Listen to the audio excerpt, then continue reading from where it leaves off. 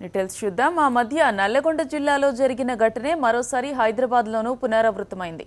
కోటిలోని ప్రభుత్వ ప్రసూతి ఆసుపత్రిలో ప్రసవం కోసం వచ్చిన రజనీకి ముందు మగబిడ్డ పుట్టాడు అని చూపించి తర్వాత ఆడపిల్లను చేతిలో పెట్టారంటూ తల్లిదండ్రులు ఆసుపత్రి ముందు ధర్నాకు దిగారు.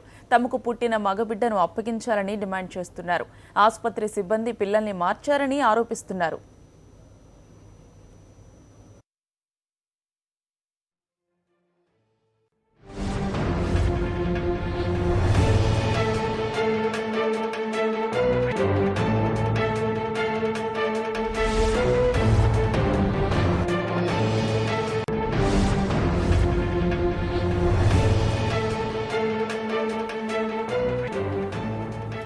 ఇదే అంశానికి సంబంధించి మరింత సమాచారం మా కరెస్పాండెంట్ తిరుమల అందిస్తారు. తిరుమల, చెప్పండి, ప్రస్తుతం ఈ గొడవకు సంబంధించి మీ దగ్గర ఉన్న అప్డేట్స్ ఏంటి?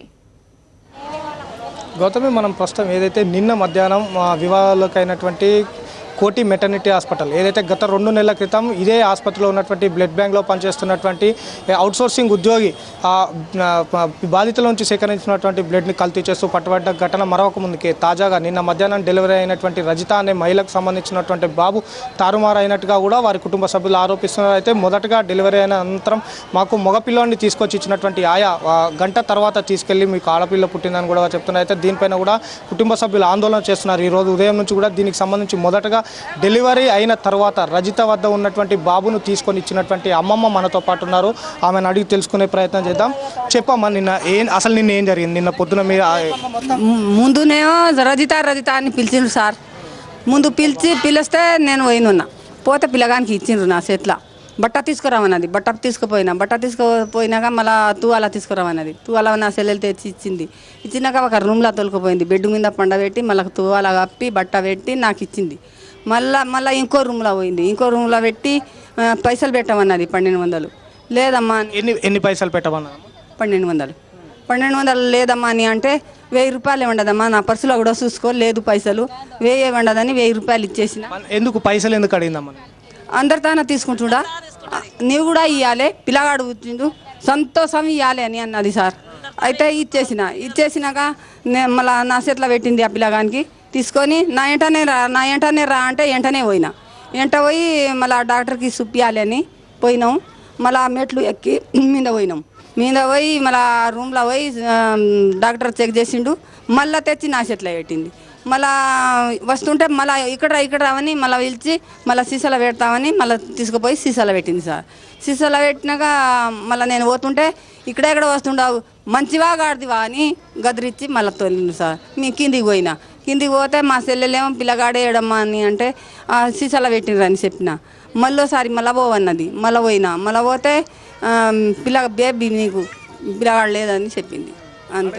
నువ్వు ఫస్ట్ నాకు తోలుతానేమో పిల్లగాడు, ఇప్పుడు బేబీ ఎట్లా అయిందని అడిగితే కన్ఫ్యూజ్ అయిందమ్మా, ఇచ్చేసినాం, ఆ పిల్లగాడు మీది కాదు అని చెప్పింది. అంతే. మళ్ళీ వాళ్ళు పోలీసులకు పిలిచిండ్రు, వచ్చిండ్రు, మళ్ళీ గొడవ వాళ్ళే చేసుకున్నారు సార్.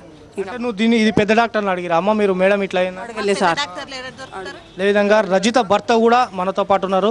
చెప్పండి, మీకు ఎన్ని గంటలకు ఈ విషయం తెలిసింది? అసలు ఏం జరిగింది? 1 గంటలకు తెలిసింది సార్. నాకు 1 గంటలకు తెలిస్తే ఇక్కడ వచ్చే వరకు 2-2:30 అయింది సార్. నాకు ఇక్కడ వచ్చిన తర్వాత మేడం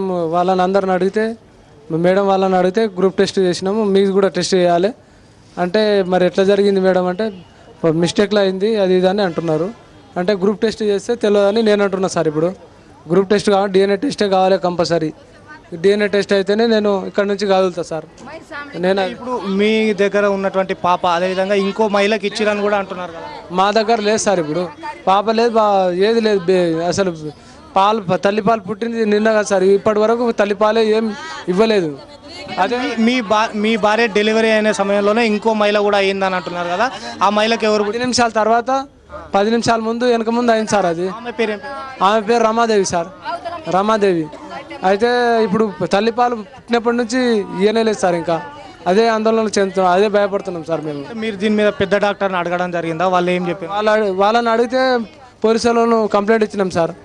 పోలీసులు వచ్చి మేడంతో మాట్లాడితే అది గ్రూప్ టెస్ట్ చేసినామని చెప్పారు, కంప్లైంట్ తీసుకుంటున్నాం, రేపు మార్నింగ్ వస్తామని చెప్పారు సార్ వాళ్ళు, పోలీసు వాళ్ళు.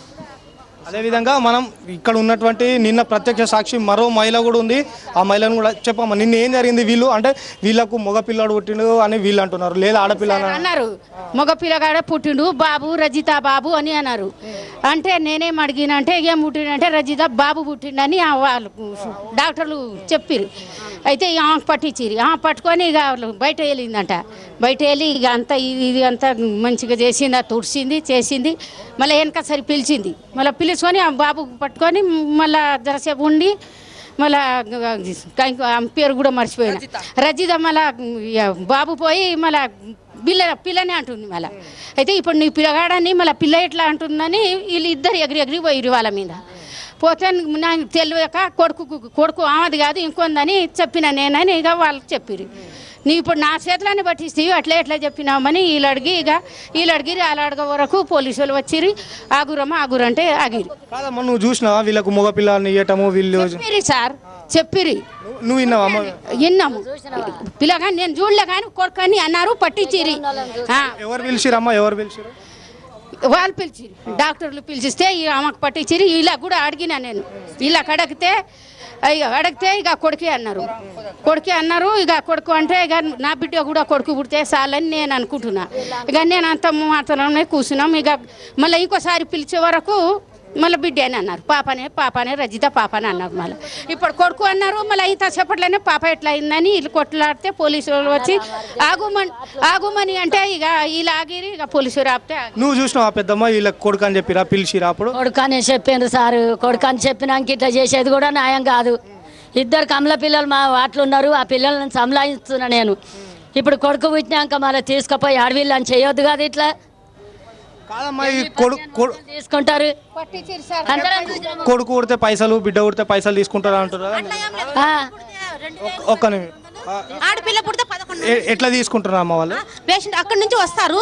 వచ్చి మీ కొడుకు పుట్టి ఫస్ట్ ఏంది పాపనా బాబాని అడిగిండ్రు మమ్మల్ని. అంటే పాప ఫస్ట్ సారీ అన్న. ఇప్పుడు మీకు కొడుకు పుట్టిన 2000 ఇవ్వండి. ఆడపిల్ల పుడితే 1100, కొడుకు పుడితే 2000 అంటున్నారు. మేము ప్రతిసారి డబ్బులు లేదే పనే కాదు. 8000 రూపాయలు ఇచ్చినా కానీ తీసుకోవడం లేదు. మేము బీదలం ఎక్కడి నుంచి తీసుకొస్తాము? మా దగ్గర లేకనే గవర్నమెంట్ హాస్పిటల్కి వస్తాము. మన 2000 ఇవ్వాలి 3000 ఇవ్వాలని బెదిరిస్తే ఎక్కడి నుంచి తీసుకొస్తాం మేము? మనం చూస్తున్నాం ఇక్కడ ఒకటే, ఆడపిల్ల పుడితే ఒక రకమైనటువంటి రేటు, మగపిల్లాడు పుడితే మరో రకమైనటువంటి రేటు కూడా ఇక్కడ ఉన్నటువంటి సిబ్బంది మా వద్ద నుంచి తీసుకుంటున్నారు. మేము నిరుపేదలము, ఇటువంటి ప్రభుత్వ ఆసుపత్రికి వచ్చినప్పుడు మా దగ్గర నుంచి డబ్బులు అడగడం ఎంతవరకు సమంజసం అంటున్నారు.